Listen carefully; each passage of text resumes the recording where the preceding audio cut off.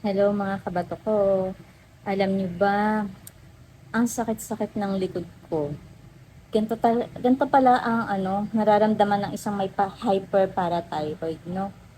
Yung bang konting kilos ko lang, at kahit hindi nga ako kumikilos nakahiga lang ako, pero mararamdaman mo yung mga kirot. Pag siguro malala na talaga, mararamdaman mo yung mga buto. Ay, kailangan ko pang itukod yung kamay ko bago ako makatayo. And then paglalakad ako talagang sobrang bagal. Pagtatayo ako nga, nakakapit pa ako dito sa mga mga knees. Sa aking tawag dito, sa aking knees, no, nung kumakapit ako, paano kasi napakahirap talaga.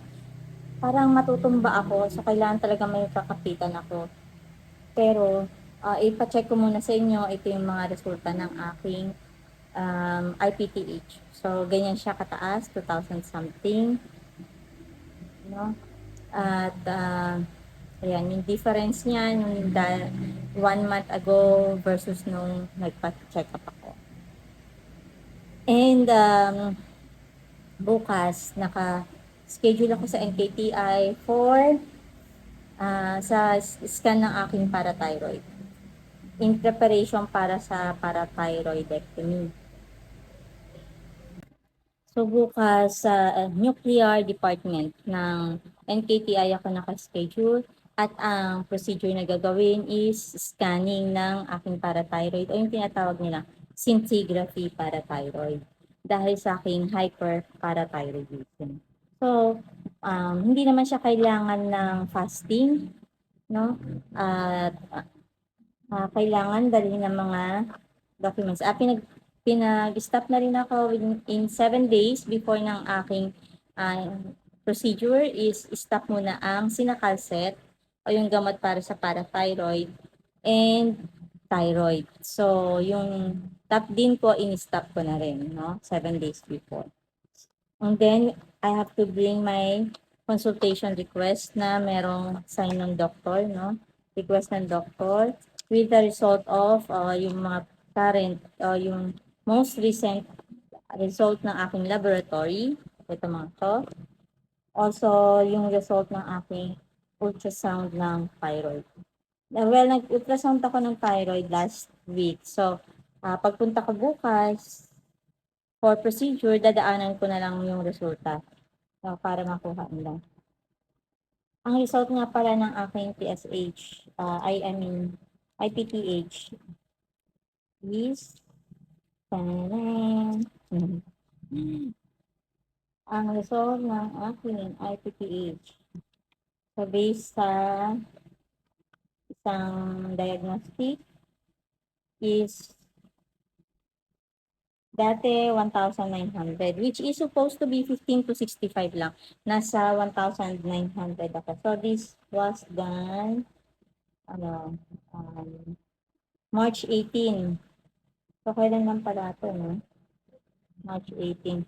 Pero yung previous ko, nasa 2,500 ang alam ko naman. 58. FP4, FP3, immunology, 58. So, 2,399 ako nung nakaraan. Makikita niyo naman sa aking documents, 2,399 it was February 15. So, after 1 month, March 18, naging 1,900 na lang kasi naggagamot ako ng Sinacalcet. However, dahil pina-stop yung aking gamot, ayan, sobrang sakit na naman ng aking mga buto. Hindi nga ako makapag-stay na maghugas ng plato diyan sa lababo. Hindi, ang hirap ko mag-stay dahil sumasakit yung aking mga balakang, yung aking mga buto sa likod. Ayan, ang hirap. So, talagang gustong-gusto ko na um, magpa-opera. No, mas titiisin ko pang magpa-opera kahit alam ko masakit at nakakatakot. Well, gusto ko na lang magpa-opera. Kesa naman sa tinitiis ko tong ganito na everyday at baka lumala pa yung sakit na to. And alam niyo ba, bumagsak na rin ang aking timbang from 38 ngayon, 36 na lang. No? So, kilos almost ang aking binagsak for just 2 months. Ayan, kaya kayo ay mag-ingat din. Alam niyo naman 'pag mga naka 6 years na tayo sa dialysis, ay prone na tayo sa hyperparathyroidism. Magsasakit-sakit na yung mga buto natin at nakikita natin ng mga kasamahan natin yung mga iba naka-wheelchair na, yung iba hindi na makalakad or nag-aano na siya, papilay-pilay na sila maglakad, 'no?